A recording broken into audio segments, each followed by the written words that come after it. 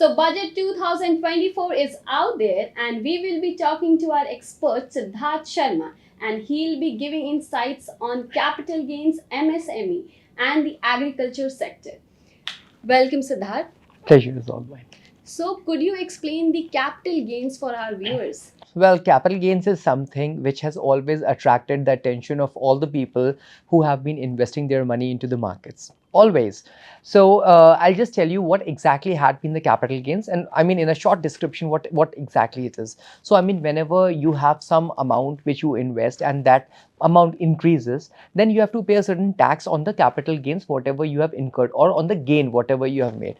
That simply is known as a capital gains tax. Now till now what was happening was that in the equity markets the capital gains were incurring some sort of taxes. For the long term you were subjected to pay 10% with an exemption of 1 lakh rupees of capital gains, and in the short term you were invited to pay 15% of short term capital gains.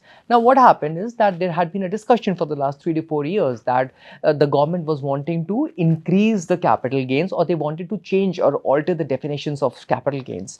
So finally it has happened today in the budgetary session which was being presented by the finance minister for the financial year 2024 and 25, where she said that the long-term capital gains would be now 12.5%, unlike the 10% which they were incurring over the investors. Now till now, the what I should say, the exemption was for a lakh rupees. Now that exemption limit has been increased to 1.25 lakhs rupees. This is one of the changes which has been brought within the capital gains domain in the long-term category. This is a big number. This itself is a big number because of the very simple reason: whenever the quantum of money invested is a huge amount, in that case, of course, 2.5% of additional income, capital gains tax, which is incurred, is a very big number. Yeah. Now, in the case of short term, since the inception, the government was very clear that they wanted to discourage the short term. They wanted to discourage the investors to have the short term investments, and as a result of which, they had made the short term taxes on a little higher side, which was 15% till now. Now they have increased that short term to 20%. So I mean there is an excessive capital gains tax of 5%, which the investors would be incurring, or which the investors would be burdened over with. So yeah, for a short term. So that is something because of which the markets have reacted negatively for a short duration of time, because obviously nobody would subject to have more capital gains tax, because the basic intent to invest into the capital markets are point two. One is to have good returns into your portfolio accumulated, or accompanied with that they also want to have the net returns at a higher level, and that can only happen when your taxes are lower. So now with the increase in the taxation, the net returns would be a little diluted, but in any case, because this is how the finance minister has tabled the capital gains tax into today's budget. So primarily, this is what all the hue and cry over the capital gains tax is all about. Yeah. So investors, this should not discourage anybody to not enter into the markets, because of the very simple reason that the kind of returns what an investor is making out from the capital markets is also excessive.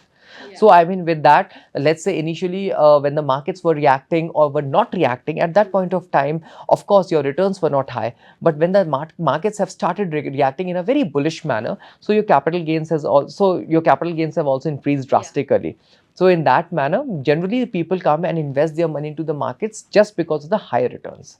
That's what I was wanting to tell to all the viewers, whoever has been participating into the markets by investing their money. So could you throw some light on the agriculture sector, as there has been a huge number of money that has been given to the agriculture sector? Well, definitely. Why not? So agriculture is something which has been the backbone of Indian economy. So if you still see that India is an agricultural oriented economy, and majority of our workforce is still engaged into the agricultural sector, where they are getting their employment through agriculture. So the only problem with the agriculture sector in India had been that because of the climatic distress, the crops, what I should say, were subjected to them, and as a result of it, there had been a lot of what I should say damages which the crop has been bearing because of either excess of flood, excess of monsoon, excess of drought. I mean, and so on and so forth. And just because of the climatic changes taking place, because of the global warming, the farmers were subjected to lot of stress in the Yeah. because of which, they were not getting they were not able to reap the dividends out of the crops what they were making. Government slowly and gradually had been working a lot and lot over the climate agricultural sector to boost it. And as a result of which, first of all, scientific way of doing agriculture has been talked about. Even into the interim budget, the government was very clear that they wanted to focus over, genetic variants of seeds. They wanted to, which can bear the stress of the droughts or of the excess flood or the excess water and so on and so forth. So I mean, keeping those things into the mind, the government has actually done a huge allocation to the agricultural sector, agricultural and allied sector, Yeah. to a great extent. So I mean, going more into this discussion, irrigation had been a very important part of the agriculture, because the Indian agriculture is still dependent upon the irrigation. Because, and for that, you need tube wells, you need proper wells, canal irrigation, groundwater irrigation. So the government has also seen to that part to a great extent. More importantly, the government has also increased the I mean, the minimum, what I should say, the amount which they were intending to give to the farmers, so that their livelihood should not get jeopardized if the climatic factors doesn't support the agriculture. So moving further into it, the government has also wanted that India should have the self sufficiency into mustard, into the into lot of seeds, so that, which are essential commodities which a normal layman uses. And primarily, lot of tinkering labs, lot of research and innovation had been taking place, lot of backward forward infrastructure, the logistics government is talking about, lot of, fisheries, the shrimp cultivation, and I mean, reducing the cess over the shrimp exports is also being talked about, so that the farmers at large should be at a beneficiaries, because that's very important. And of course, through the livelihood missions, Kisan Samman Yojana, which the government is already bringing. So lot of changes have already been brought into the agricultural sector. And primarily, the warehousing capacity has been increased, because of which, through a hub and spoke model, there would be a lot and lot of warehouses which will be there. And, especially for the perishable items like vegetables and fruits, I mean, they would be cultivated close to the city area, so that the logistic cost goes down, or for example, the damages goes down. So I mean, the government are planning. I mean, it's not a one day process, just like a tax regime. It's a huge 5 years process or 10 years process, where, you have to cultivate those new ideas and everything. And if I talk about the financial activities, so NABARD has come up, which are providing the loans. Then you have Kisan Vikas Patras, lot of interest subvention schemes have come up, where the farmers are provided, or I mean, with the lower rate of interest, they can buy the crops basically. If you talk about the insurance, so agricultural, I mean, crop insurance has also been talked about, which was never been into much of news at this point of time. So I mean, and then of course, I mean, the mapping of the entire land as per according to their basic intrinsic quality, which can grow at which area, is also being talked about. Yeah. Through drones and satellites, they have been able to do the GIS mapping properly. So these are also a very very important factor, because of which, agricultural allocation and financing activities to the farmers, and, providing proper credits to the farmers, and insurance, and using technology to the core to enhance and improvise the agricultural sector is also being talked about. So the government has basically, so I mean, till now, agricultural was growing at a 4% growth rate, which was at a very poor rate at which the agricultural was growing, unlike manufacturing and the service sector. So basically, government is putting in a lot of impetus. And most importantly, there's still one more problem, which an agricultural sector is facing, that the future generation or the younger generation are not interested in getting into the agricultural sector, because of the very simple reason that it's a non-lucrative option.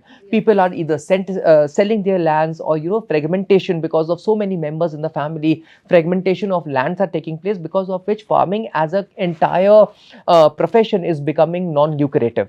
So that has also been a major reason, because of which lot of cooperatives have come up, lot of self-help groups are coming up to train the farmers to do cooperative farmings, to do contract farmings, and so on and so forth. So these are primarily, the steps which are being well covered within the budget, and because of which we can see that agricultural as a sector, which till now has been a completely a non-lucrative sector, where the younger generations were not interested to come and invest their time and money into this segment, and most importantly, which was always at a hindsight of government's purview, is now to a great extent on the forefront, so that at least this sector could be well looked upon, which is one of the largest contributors for the employment in India.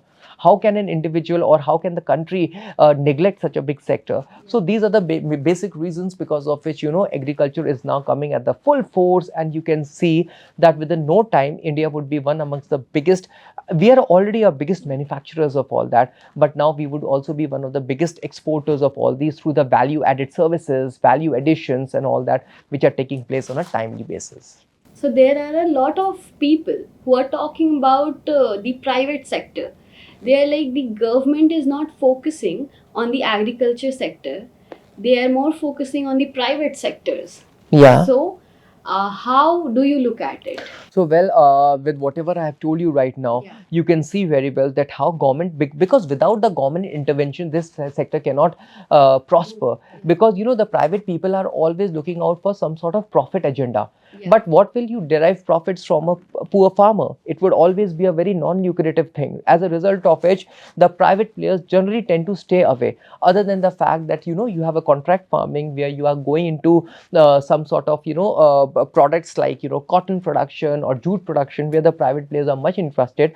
Otherwise, for the very staple goods like wheat or for example rice, I mean private players or corporates are less interested in doing that. So that is the reason because of which the full-fledged government intervention is very much required in this sector, for this sector to grow, to bloom and to groom. Yeah. That's the most important reason. So tell us about the MSME sector. Well, a very strong touch point, what I should say. Micro, small, and medium enterprise is one of the biggest backbone through which the entire, manufacturing and small traders are working through. Yeah. Now, MSME has been also one of the neglected sectors because of lot of reasons. Point number one, the labor reforms had been very, very complex, because of which the MSME sector has never been able to grow. Then, of course, the vendor payment has been a big problem, because of which, the MSME, people have always been in a demotivated state. Their money or their capital always used to vanish because they never used to get timely payments. And since their entire money is running on credit, because of which, they were always at a stake that, from one end they were not getting the payments, but at the other end they were bound to make the payments. Yeah. So that was also a big problem. Then, of course, skill was a very big problem within the MSME sector, because the people in MSME do not have much money to invest over their skill development for their employees. That's also an important one.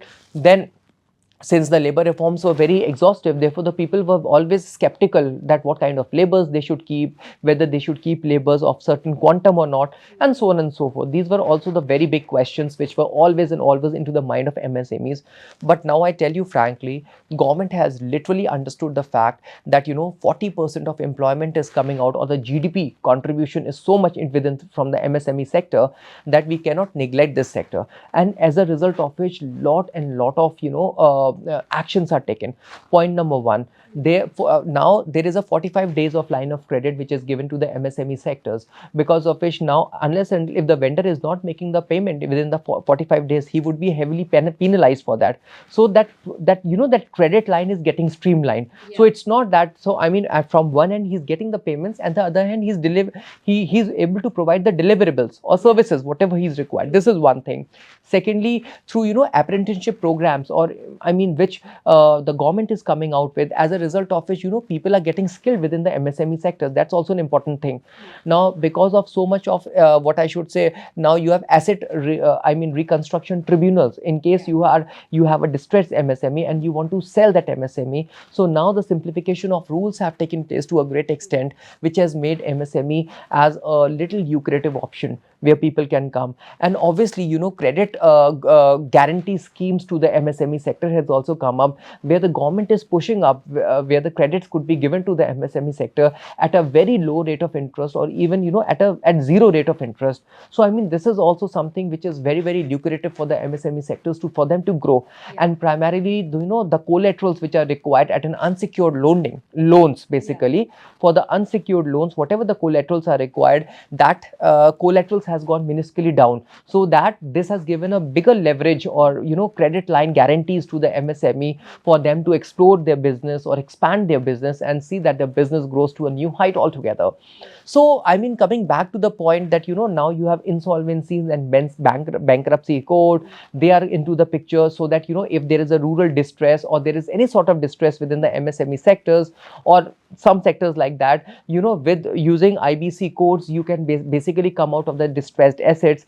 Your credit lines guarantees are secured, your vendor payments are secured, your through the apprenticeship programs, your your skills are secured. And last but not the least, the involvement of the more youth into the MSME sectors, by encouraging them through, just as today the government has talked about ELI scheme, employment linked incentive schemes, where the employer and employee both are contributing into the what I should say, they have been incentivized basically for giving more employment, is also a big sector for the MSME sector to grow. So probably, government has, so if somebody asks me that from the FY 24-25 budget, what real idea or what real philosophy comes up, so I would say that government has basically hit over those ideas which primarily are the backbone of an economy. If we talk about agriculture, without an agriculture, how would what I should say, a country like India or a Bharat can go towards a Viksit Bharat? We can't go for that. Without an MSME sector, which contributes so much to the GDP and employment growth of the economy, we can't even proceed without that. Or for example, without the skills, I mean, today you are talking about so much, everywhere you're talking about skills. India always had that literate population, but it was never an employable population. Why was it? Because of the lack of skills, because of lack of industrial training. But now, since the government itself has promoted that, they will be providing the internships to the youth within the top 500 universities, companies. Basically, what could be a better thing than that? This will make the entire youth completely skilled. So probably, what I would just say is that the major areas where maximum of GDP and maximum of employability has come up, government has really touched them in a very comprehensive manner. Their intention and execution is also very good, because they're using technology to the core, because they are devolving huge amount of money to these sectors. And most importantly, people are also understanding that by getting themselves skilled, they can progress in life and can have a better, what I should say, standard of living. I mean, the poverty through which they were basically they have been affected through, or there is a term which is known as multidimensional poverty index. They can come out of that easily through proper skill, or through doing skill or smart agricultural techniques. I mean, that is something what is the need of an hour. And through that, we can see that this country is the roadmap, whatever has been laid for this country, that by 2047 this country is going to be the third largest economy of the world, with 5 trillion US dollars economy, will definitely be achievable. That's all. Viksit Bharat. Yes, or Viksit Bharat, or completely an advanced and a very developed economy. Great. So majorly in this budget, the government has cleared or covered the loopholes of MSME. A lot of Yes, loopholes. yes, definitely, because this was this was also one of the sectors which have been battering around for a long period of time and has never been getting its proper share. Yeah. That's the reason. So now it has that proper share. Yeah, obviously the step has already been taken. Now it's, I mean, we are waiting for its complete full-fledged implementation in a very effective manner, where the real intention of the governments and all the stakeholders should come up properly for this sector to grow. Okay. Thank you so much for making our viewers understand all these things in a step-by-step format. The pleasure is all mine.